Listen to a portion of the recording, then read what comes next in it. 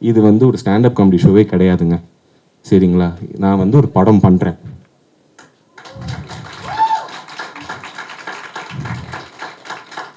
Sir கேட்குறேனேன்னு கோச்சிக்காதீங்க. நீங்கள் கையெல்லாம் தட்ட மாட்டீங்களா? 10 வருஷம் கழிச்சு படம் பண்ணுறேன் சார்.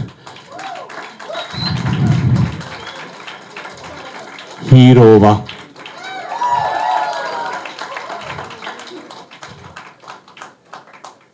லைட்டானாச்சு சிரிங்க சார். எனக்கே வருத்தமாக இருக்குது. படம் பண்ணுறேன்னா அங்கே சிரிக்கிறாங்க, திரும்பினா எப்படி ரிலீஸ் ஆகுது நானும் பார்க்குறேன்ற மாதிரி பார்த்துட்டு இருக்கீங்க சார். அந்த மாதிரி இருக்கு எனக்கு. ஸோ ஃபர்ஸ்ட் ஆஃப் ஆல் இது வந்து ஒரு ஸ்டாண்டப் காமெடி ஷோ, அந்த மாதிரி பண்ண போகிறேன்.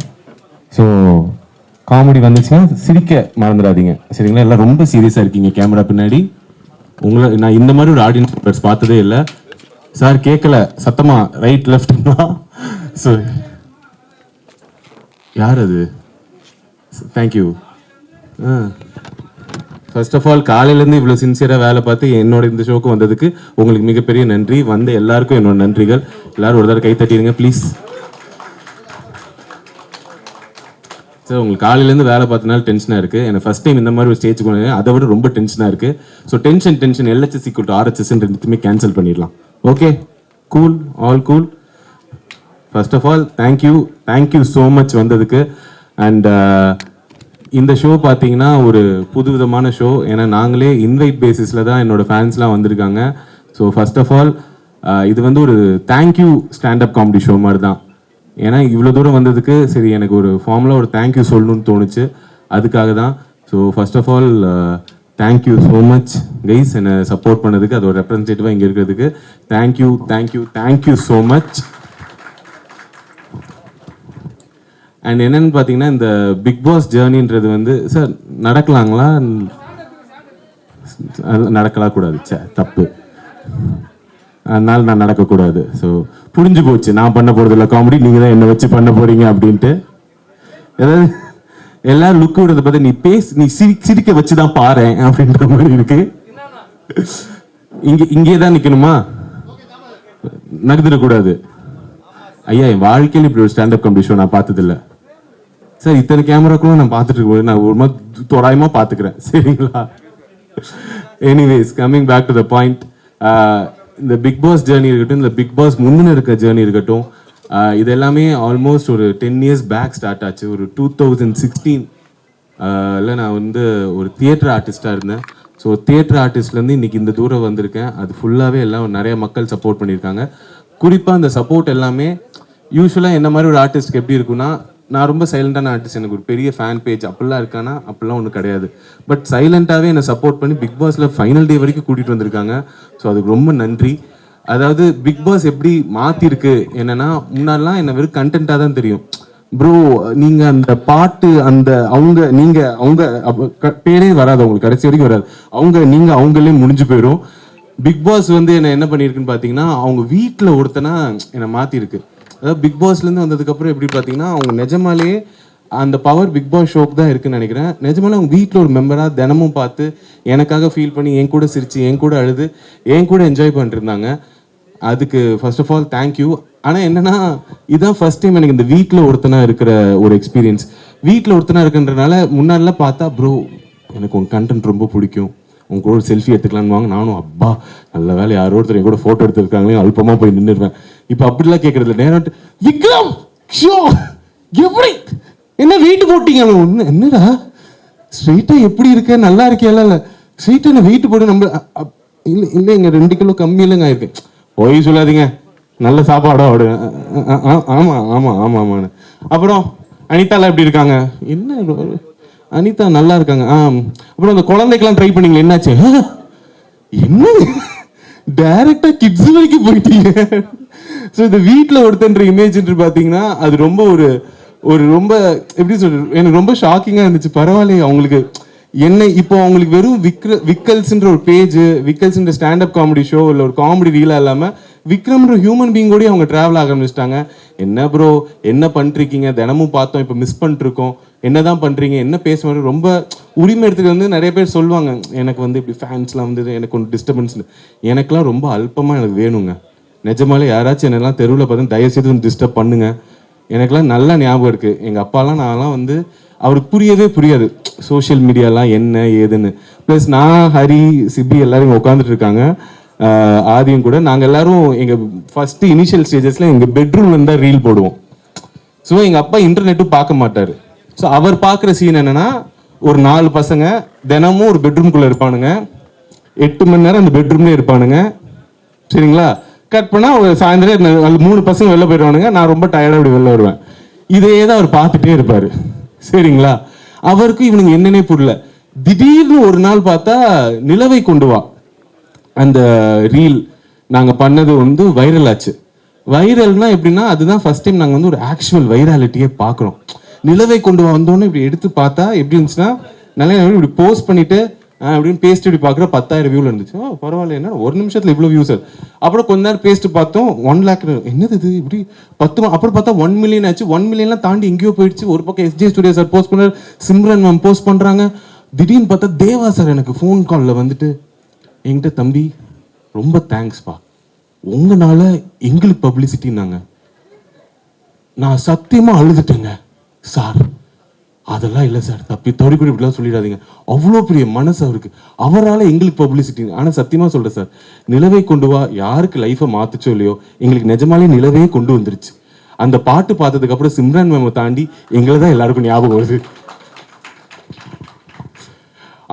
அந்த சாங் வைராலிட்டி ஆனோன்னு எங்களுக்கு என்னன்னா, அப்போதான் ஃபர்ஸ்ட் டைம் யூடியூப் மீடியாவில் நான் பார்க்குறோம். திடீர்னு பார்த்தா எல்லாரும் கால் பண்ணி எங்ககிட்ட இன்டர்வியூலாம் கேட்குறாங்க.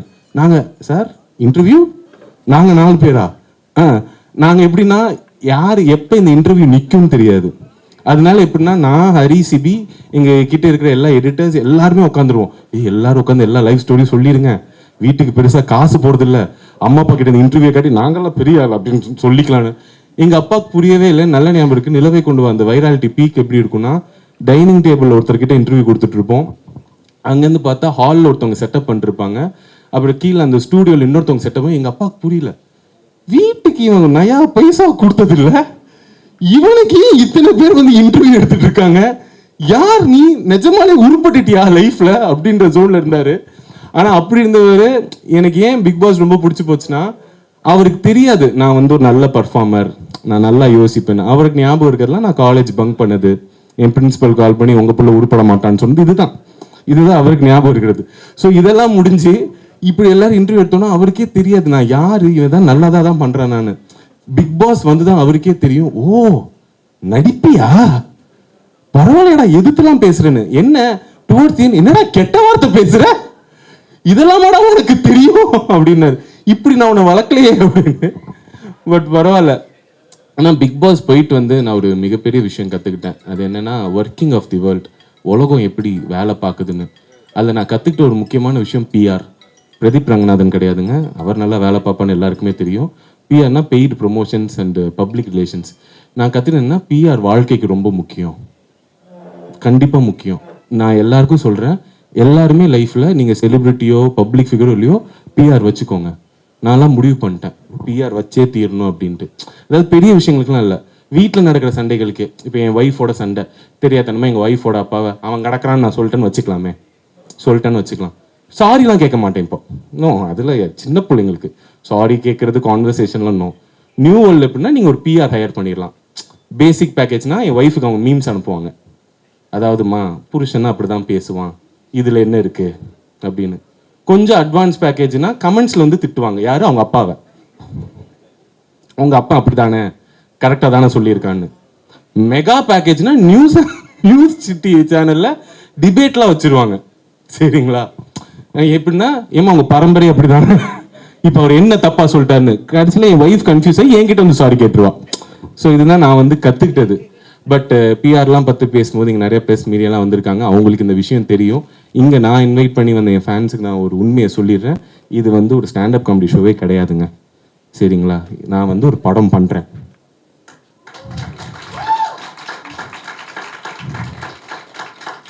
சார் கேட்குறேனேன்னு கோச்சிக்காதீங்க, நீங்கள் கையெல்லாம் தட்ட மாட்டீங்களா? 10 வருஷம் கழிச்சு படம் பண்ணுறேன் சார். ஹீரோவா? சார்,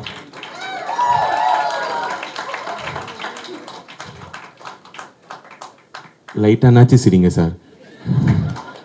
எனக்கே வருத்தமா இருக்கு. படம் பண்றேன்னா அங்க சிரிக்கிறாங்க, திரும்பினா எப்படி ரிலீஸ் அது நானும் பார்க்குறேன்ற மாதிரி பார்த்துட்டு இருக்கீங்க சார். ஸோ அந்த படத்தோட டைட்டில் ரிவீல் தான் நம்ம இன்னைக்கு பண்ண போறோம். என்ன பியூட்டி. ஆமா ஆமா ஆமா, கை தட்டலாம் மேடம், தப்பு இல்லை மேடம். நீங்க தான் கியூல இருக்கீங்க மேடம். என்னன்னா பொதுவாக நானும் இந்த ஆடியோ லான்ச் ஃபங்க்ஷன்ஸ் இதுலலாம் பார்ப்பேன். யூஸ்வலாக வந்து ஃபிலிம் க்ரூ வருவாங்க, ஹீரோ பற்றி டேரக்டர் புகழ்ந்து பேசுவார், அப்புறம் டேரக்டரை பற்றி ஹீரோ புகழ்ந்து பேசுவார். என் டேரக்டருக்கே என்ன ஒரு 3 வாரமாக தான் தெரியும், சரிங்களா? எனக்கும் அவர் அவ்வளோ நாள் தான் தெரியும். ஸ்கிரிப்ட் நல்லா இருக்குன்னு நாங்கள் படம் பண்ண போகிறோம், இதுதான் உண்மை. உண்மையிலே அவர் நாங்கள் கேட்டோம், சார் நம்ம ஃபங்க்ஷன் வச்சா என்ன சார் பண்ணுறது, நம்ம என்ன பேசுறது நம்மளை பற்றினா, Vikram there is nothing to talk about you, I saw one video like you அப்படின்னாரு. Sir I saw your script and like you. அதனால என்ன பண்ண, அப்போ நீ ஸ்டாண்டப் ஷோ மாதிரி பண்ணி நம்ம டைட்டில் ரிவீல் பண்ணிடலாம், எதுக்கு நம்ம இந்த குத்து விளக்கெல்லாம் ஏற்றிக்கிட்டு இப்படியே போயிடலான்னாரு. ஸோ அதுக்காக தான் இப்படி ஒரு செட்டப்பில் இந்த டைட்டில் ரிவீல் பண்ண போகிறோம். அதுக்கு இவ்வளோ நாள் சப்போர்ட் பண்ணுற ரெப்ரஸன்டேட்டிவ்ஸ் தான் என் ஃபேன்ஸ் முக்கியமாக இருக்கணுன்றதுக்காக உங்கள் எல்லாரையும் கூப்பிட்டேன். ஸோ தேங்க்யூ ஸோ மச் வந்ததுக்கு. Now I would like to call upon my director of my movie to say, give it up for Guru sir, ladies and gentlemen.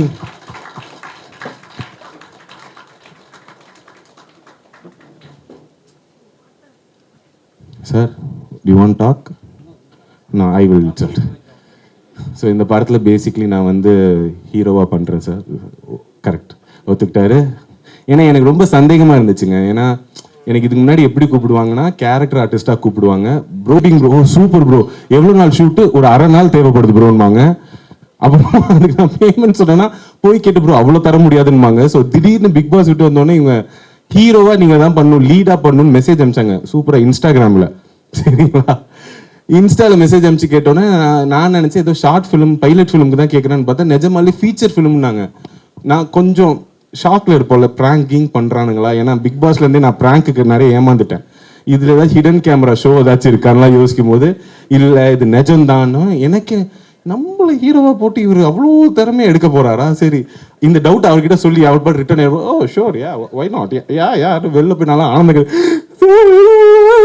அப்படிலாம் அப்படி அவ்வளோ ஆனந்தமாக இருந்துச்சு எனக்கு. So sir thank you for the opportunity. So ஏன் சொல்கிறேன்னா, நம்மளுக்கு நம்பிக்கை வர்றதே ரொம்ப கஷ்டங்க சில நல்ல விஷயங்கள் நடக்கும்போது. ஸோ என் லைஃப்பில் இப்போ நடக்கக்கூடிய ஒரு மிகப்பெரிய நல்ல விஷயம். அண்ட் 2016லலாம் எனக்கு ஹீரோ ஆசை இருக்கும், பின் மண்டையில் இருக்கும், அது வெளியில் சொல்கிறதுக்கே வெக்கமாக இருக்கும். அப்படி ஒரு வெளியில் சொல்கிறதுக்கே வெக்கப்பட்ட ஒரு கனவு இன்னைக்கு ரியாலிட்டியாக நடந்துட்டு இருக்கும்போது நினைக்கும் போது ரொம்ப சந்தோஷமாக இருக்குது. அதோட ஃபஸ்ட்டு பார்ட்டில் நீங்கள் எல்லோரும் இருக்கீங்க. Thank you so much, it means a lot. Sir, shall we reveal the title? So yeah, without further ado, we will like to reveal the title for you guys. Sir வாங்க சார், இழுங்க சார். நீங்கள் என்ன sir படத்துக்கு சம்மந்தமே இல்லாமல் பண்ணிட்டு வாங்க sir. எந்த 2 கேடு சார், இதுவா? Okay guys. Sir, shall I give it a countdown? டேய் ஹரி, நீ தானே இருக்க, எஸ் அப்படின்னு கத்துறா, யதார்த்தமா இருக்கும். Okay, let's give it a countdown. 3, 1.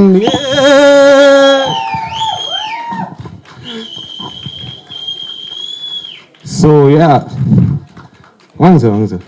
So இதுதான் எங்கள் title, light weight baby. Thank you so much.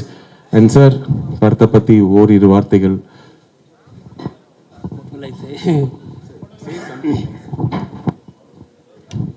As you can see, movie name is Lightweight Baby. Actually, I'm from Bangalore. I understand Tamil very well, but speaking is a little bit problem. So don't mind, I speak in English. The Lightweight Baby, as you can see, it is the imbalance in the life. One side you have, lightweight, another side you have heavyweight. So that is about the movie. Once the movie gets released, you will know what is the movie about. So மூவியில் இப்போ நான் இதை சொல்லும் போது தான் உங்களுக்கு தெரியும் என்னையே இவர் ஹீரோவாக சூஸ் பண்ணாருன்னு. மூவியோட ஸ்டோரி பார்த்தீங்கன்னா இல்லை, நீங்கள் நல்லா பாருங்கள், ஒரு மைக் இருக்குது, ஒரு ஸ்டாண்ட் இருக்குது, அப்புறமா வெயிட்ஸ் இருக்குது. So it's a love story between a aspiring standup comedian and a female body builder. இன்ட்ரெஸ்டிங்காக இருக்குங்களா? அதனால தான் நான் இந்த படத்தில் ஹீரோவாக இருக்கேன். ஸோ என்ன எங்கள் டைட்டிலை விட எங்கள் படத்தில் ரொம்ப இன்ட்ரெஸ்டிங்கான பார்ட் யாருன்னு பார்த்தீங்கன்னா, எங்களோட பியூட்டிஃபுல் அண்ட் ஸ்ட்ராங் ஹீரோயின் தான். Sir, shall we call Arati Krishna. Please give it up for our heroine Aarti Krishna, ladies and gentlemen. Yes, sir, please. Hi, Aarti, please வாங்க. ஸோ இவங்க தான் ஆர்த்தி கிருஷ்ணா, இவங்க தான் எங்கள் படத்தோட heroine. So Aarti, do you want to talk? அவங்க கொஞ்சம் நர்வஸாக இருக்காங்க. அவங்களுக்கு ஸ்டேஜ்லாம் பழக்கம் இல்லை, என்ன மாதிரி லோடலாம் பேச வராது. பட் நல்லா ஒர்க் அவுட் பண்ணுவாங்க. நல்ல காம்போவில் அவங்க கை பெருசாக இருக்கும், எனக்கு வயிறு பெருசாக இருக்குன்ற மாதிரி. But Aarti, this is your first debut film, right? So how do you feel? You have to talk. Your heroine and all, we gave big intro. Okay. Actually, thank you so much for this opportunity. இது என்னோட எந்த லாங்குவேஜில் பேசணும்? Okay, எனக்கு தமிழ் அவ்வளோ வராது, but I will try. This is my first film. அதனால் எனக்கு தெரியலை இது எப்படி வரும், எப்படி எனக்கு பண்ணும், நல்லா வரணும் அப்படி தான் ஆசை இருக்குது. But I will give my best. And okay, thank you present media. இன்னைக்கு வந்ததுக்கு ரொம்ப நன்றி. கரெக்டாக இருக்குல்ல? அவங்க ஃபர்ஸ்ட் டைம், ஸோ ஒரு தடவை கை தட்டிடுங்க. எல்லாரும் ஸ்டேஜில் ஏறி நர்வஸாக இருக்கிறத பார்ப்பீங்க, இவங்க இந்த பில்டிங் படி ஏறும்போதே நர்வஸ் ஆயிட்டாங்க. So please give it up for Aarti. This is our first film. And this is, I think, first time she's not posing on stage and speaking on stage. So give it up for Aarti, ladies and gentlemen. So that's it, no sir? இவ்வளோ தாங்க matter. இதுக்கு தான் உங்கள் எல்லாரையும் நாங்கள் கூப்பிட்டோம். Thank you so much வந்ததுக்கு. யூஸ்வலாக இந்த மாதிரி ஃபங்க்ஷன்ஸ் நிறைய பேசுவாங்க. எங்களுக்கு பேசுறதுக்கு இனிமேல் செய்து காட்டி விட்டு வந்து பேசுகிறோம்.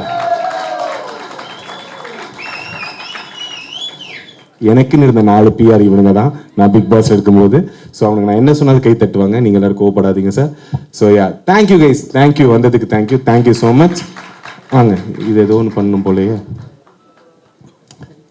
என்ன இதையெல்லாம் முன்னாடியே சொல்ல மாட்டீங்களா ப்ரோ? என்ன பண்ணும் ப்ரோ? காட்டிட்டு ஓப்பன் பண்ணணும்.